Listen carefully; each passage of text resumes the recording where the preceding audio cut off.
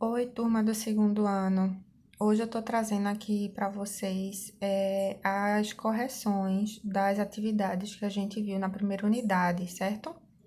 Eu optei por dar um tempinho maior para poder a gente corrigir junto e ver onde foi que houveram os erros, para poder vocês terem tempo suficiente para fazer a atividade para alguém que tenha apresentado dificuldade em ter acesso à internet, enfim, todas essas outras problemáticas, ok?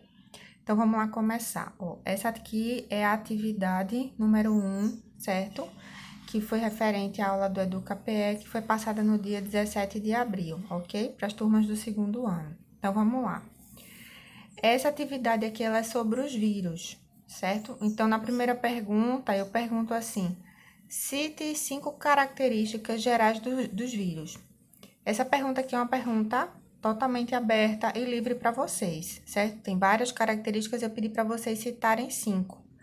Então, aqui eu vou trazer exemplos de 5 que vocês poderiam ter citados. Primeiro, são seres acelulares, isso significa dizer que eles não são formados por células, certo?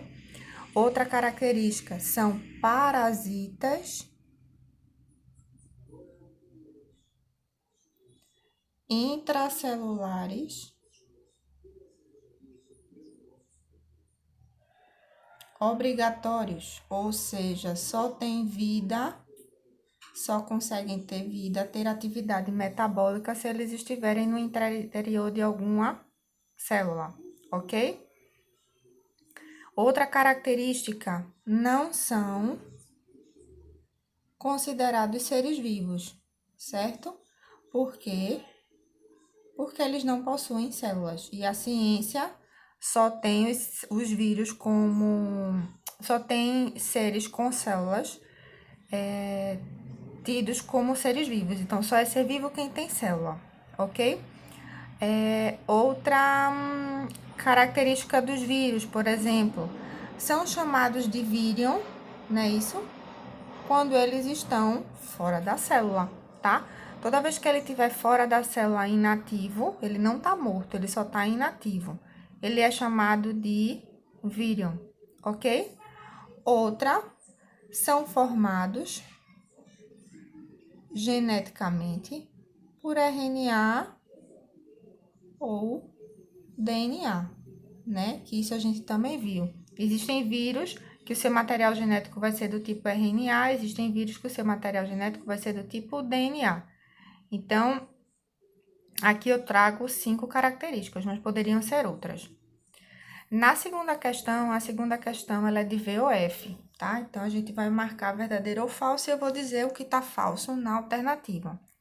Na letra A, todos os vírus são formados por células. Olha o erro aqui.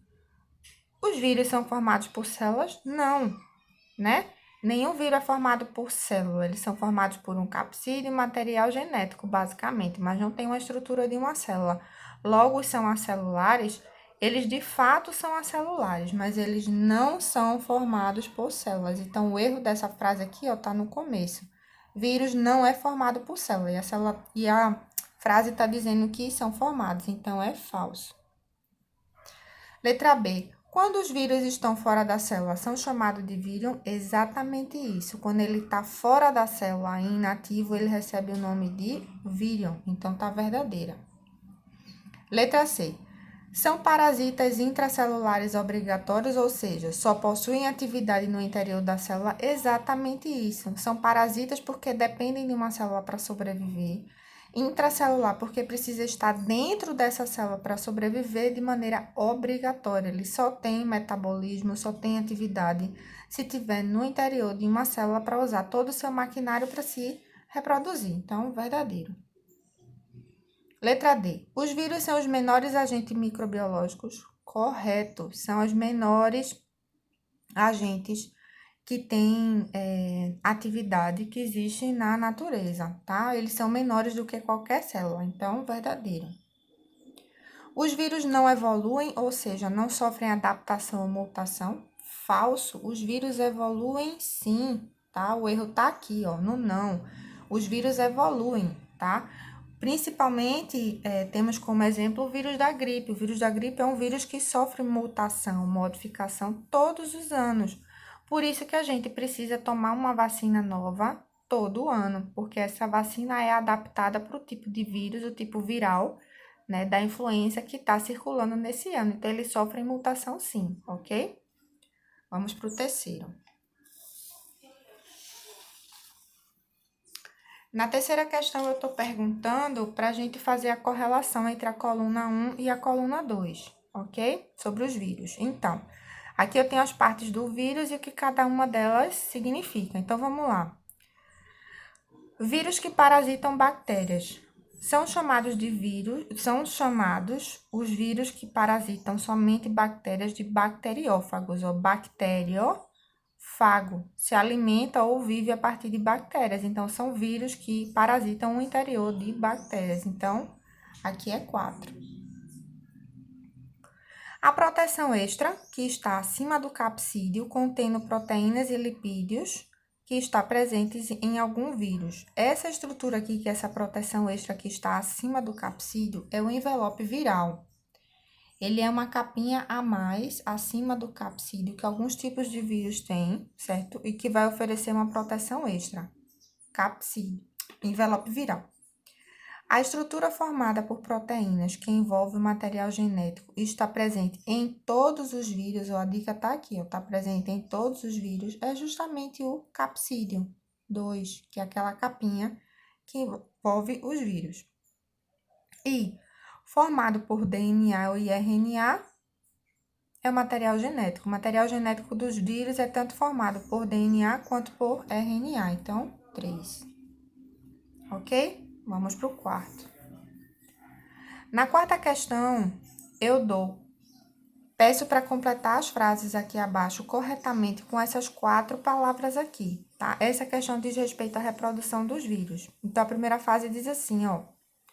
A palavra ocorre quando a célula estoura, liberando os novos vírus durante a fase lítica. Ó, toda vez que um vírus entra na célula, utiliza toda a sua maquinaria para se reproduzir e essa célula estoura, o fato de ela estourar, esse evento é chamado de lise celular.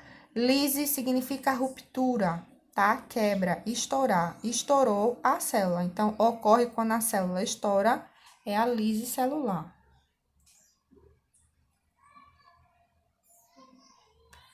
Na letra B, a palavra, é a união do material genético do vírus com o material genético da bactéria, que ocorre durante a fase palavra. Ó, a união do material genético do vírus com o material genético da bactéria, que ele tá ali, ó, no interior, usando para se multiplicar. Essa parte é chamada de prófago, quando ocorre a união do material genético do vírus com o da bactéria. Essa estruturazinha se chama de prófago. E esse evento da união, ela ocorre justamente numa fase de reprodução dos vírus chamada de fase lisogênica, que é a fase em que não há a ruptura da célula, ok? Na letra C, na fase, palavra, o vírus toma o controle da célula e continua a se multiplicar, utilizando toda a estrutura da célula, causando, no fim, a ruptura e a morte da celular, que é justamente a lise celular que a gente viu acima.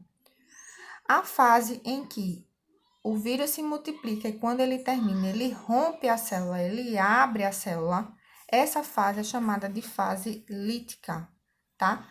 A palavra lítica vem, inclusive, da palavra lise, que significa ruptura.